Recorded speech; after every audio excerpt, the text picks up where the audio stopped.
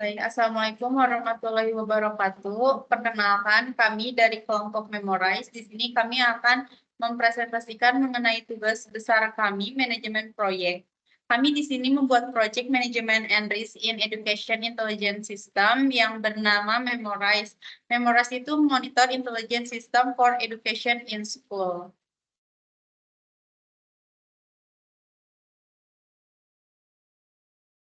Nah, di sini merupakan anggota dari kelompok Memorize.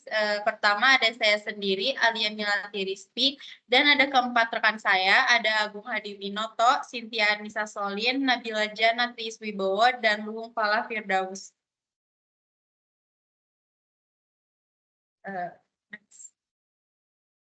Baik, latar belakang dari proyek ini yaitu karena pada era perkembangan teknologi saat ini, kecerdasan buatan atau AI diimplementasikan dalam pendidikan untuk meningkatkan efektivitas pembelajaran. Maka kami membuat suatu alat yaitu Memorize yang berfokus pada pengenalan suara dan respon otomatis. Intinya kami itu memperkenalkan AI kepada guru dan siswa untuk bisa menerapkan AI itu. Untuk lingkup proyeknya yaitu mencakup perancangan, pengujian, dan penerapan monitor. Proyek ini juga itu mencakup pelatihan bagi para pendidik dan siswa untuk memaksimalkan manfaat dari penggunaan monitor pintar ini dalam proses pembelajaran. Kami memiliki 3 tujuan. Yang pertama, meningkatkan pengalaman pembelajaran. Kedua, merancang proyek yang berkualitas. Ketiga, mengetahui risiko dari proyek. Untuk batasan proyeknya kami lampirkan sebagaimana pada slide berikut. Dan untuk kebutuhan fungsionalnya, saya akan menyebutkan beberapa poin, yaitu sistem yang dibuat harus dapat menyediakan informasi secara akurat dan cepat, dan ada sistem harus dapat memberikan pembelajaran visual yang menarik kepada pengguna. Untuk poin-poin selanjutnya bisa dilihat pada slide berikut. Next. Untuk project charter. Di sini kami membuat 6 project charter, yaitu General Project Information, Project Team, Stakeholder, Project Scope Statement, Communication Strategy, dan yang terakhir itu ada Seek Out. Dan di bawah ini merupakan salah satu contoh dari General Project Information. Untuk lebih rinci dan lebih jelasnya kami tampilkan pada laporan. Untuk selanjutnya akan dijelaskan oleh rekan saya, Cynthia, dipersilakan. Oke, selanjutnya dalam proyek ini kami berkomitmen untuk menciptakan produk digital inovatif bagi sekolah menengah atas. Oleh karena itu, kami telah menetapkan standar manajemen kualitas yang akan mengarahkan seluruh proses pengembangan produk. Untuk standar kualitas software dan hardware, kami mengadopsi ISO 9001 sebagai standar utama dalam manajemen kualitas kami, memastikan bahwa semua proses kami konsisten dan memenuhi standar kualitas internasional. Selain itu, kami menerapkan ISO 27001 untuk keamanan informasi yang sangat penting dalam menjaga integritas dan keamanan data yang telah kami olah. Pendekatan ini menjamin bahwa baik software maupun hardware yang kami kembangkan aman, andal, dan berkualitas tinggi. Selanjutnya, kami menjaga kualitas algoritma AI untuk menciptakan interaksi yang cerdas dan responsif dengan menerapkan Agile Method dalam pengembangan hardware dan software yang memungkinkan adaptasi fleksibel dan iteratif.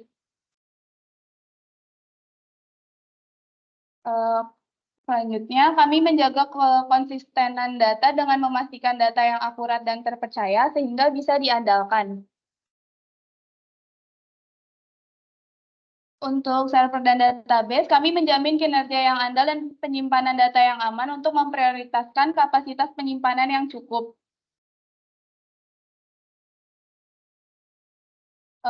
Selanjutnya, kualitas dalam penggunaan produk harus mudah digunakan, diakses, dan tampilan mudah dikenal oleh pengguna yang baru, sehingga akan meningkatkan pengalaman pembelajaran siswa dan pendidik. Untuk dokumentasi sendiri, untuk mendapatkan informasi yang lengkap dan akurat untuk dikembangkan ke tahap yang lebih lanjut, serta pemeliharaan produk kami. Sistem operasional kami menjamin kualitas untuk tetap mendorong inovasi di kalangan anggota tim dan memastikan bahwa proyek ini terus berinovasi. Selanjutnya ada Human Resource Management. Next. Berikut adalah struktur fungsional kami.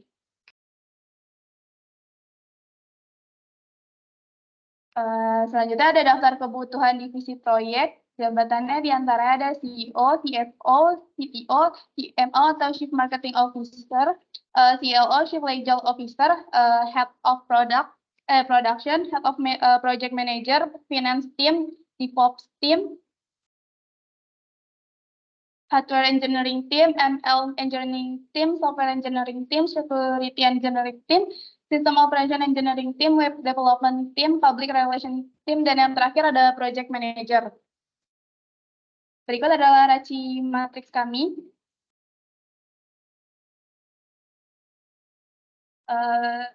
Raci matriks terdiri dari beberapa role.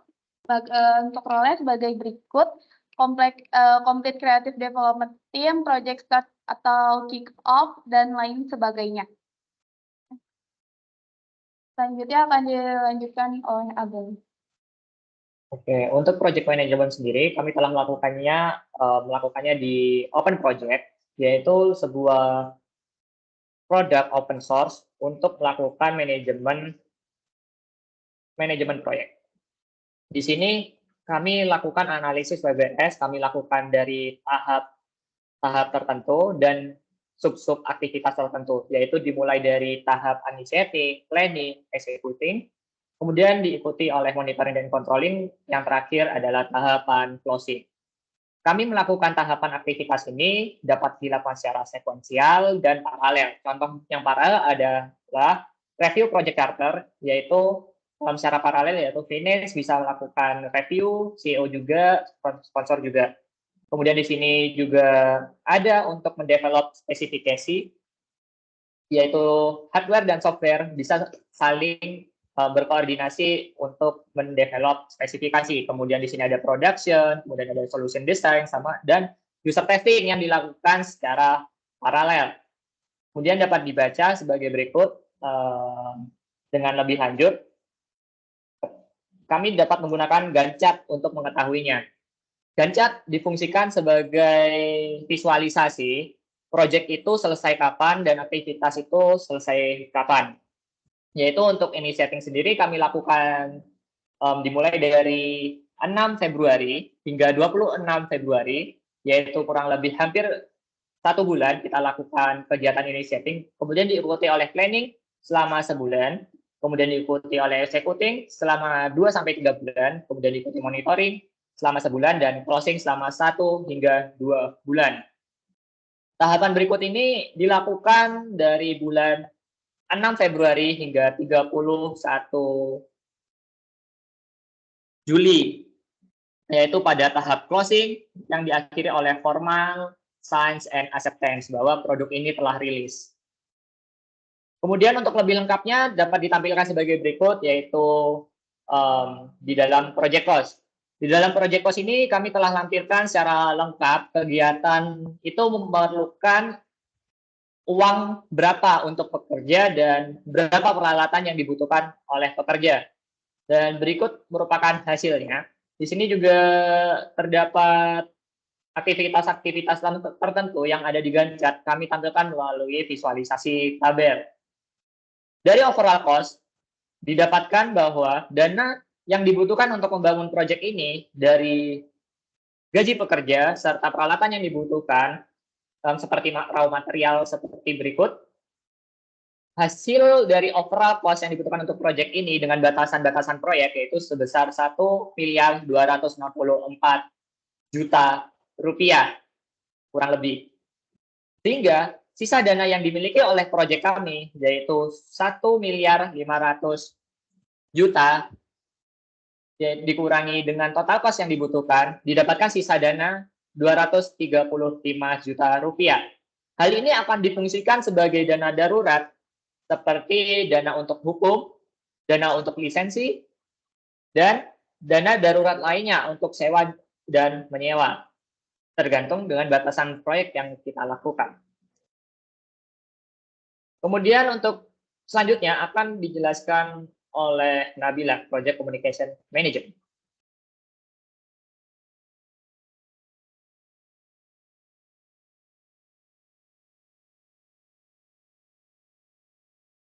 Baik, selanjutnya di sini saya akan menjelaskan terlebih dahulu maksud dari communication di sini. Konteks dari communication di sini memberikan informasi yang benar kepada orang yang tepat pada waktu yang tepat dan dengan format yang berguna. Sebagai contoh di sini kami membuat 12 stakeholder. Sebagai contoh pertama ada Menteri Pendidikan, Kebudayaan, Riset, dan Teknologi dengan nama dokumennya Usulan Inovasi Pendidikan tahun 2023 dan tanggal yang diajukan adalah 15 Februari 2023 dengan keterangan berisi tinjauan singkat, manfaat, metode, dan anggaran tentang inovasi yang diusulkan. Boleh di next. Selanjutnya di sini Project Stakeholder Management ini adalah lanjutan dari bab sebelumnya.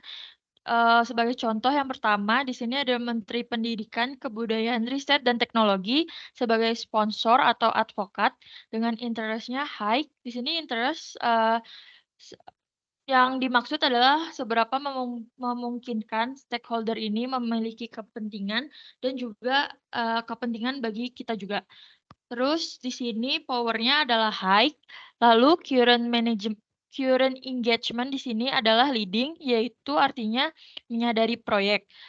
Pada konteks current engagement di sini ada 5, diantaranya ada unaware, resistant, neutral, supportive, dan leading. Kemudian di sini ada manajemen strategis didapatkan dari interest dan power. Karena di sini interest dan powernya high, jadi didapatkan hasil manage closely. Dengan keterangan memastikan dukungan penuh pada proyek dan keterlibatan dalam pengambilan keputusan kunci. Di sini sebagai contoh lain untuk manajemen strategis keep satisfied pada stakeholder BSDM-PK, ini didapatkan karena interest-nya bersifat low dan juga power-nya bersifat high. Jadi, hasil yang didapatkan adalah keep satisfied. Selanjutnya akan dijelaskan oleh rekan saya, Luhung, dipersilakan.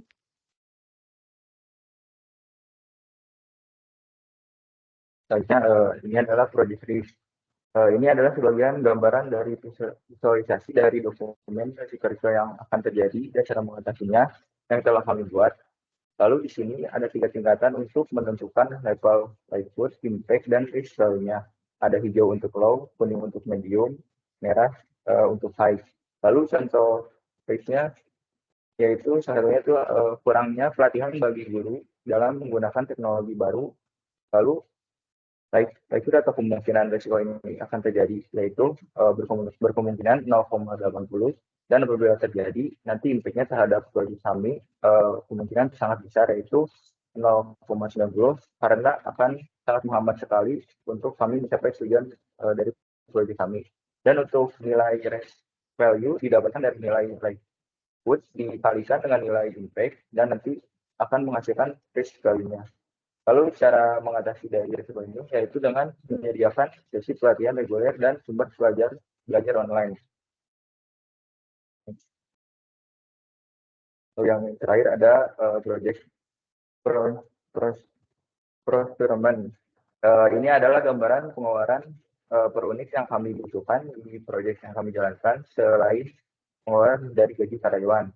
Contohnya yang kami butuhkan seperti cloud storage pasti kami butuhkan untuk menyimpan data seperti NISN yang digunakan untuk memvalidasi dan membatasi apabila ada user yang mencari sesuatu konten yang di luar pendidikan seperti konten pornografi. Oke, untuk berikutnya izinkan kami untuk menampilkan dokumen yang telah kami buat secara ringkas saja.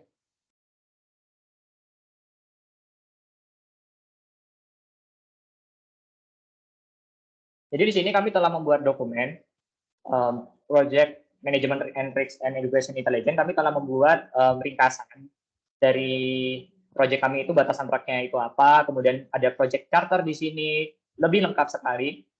Kemudian di sini terdapat major known risk pada project charter, serta tanda tangannya itu siapa. Dan kemudian untuk human resource manajemennya sendiri, itu sebagai berikut, dan operasi matriksnya sebagai berikut, kemudian project manajemennya itu sebagai berikut, Gantt-nya sebagai berikut, project cost-nya sebagai berikut, dan ini ada project procurement, project stakeholder, project risk management, dan lain sebagainya.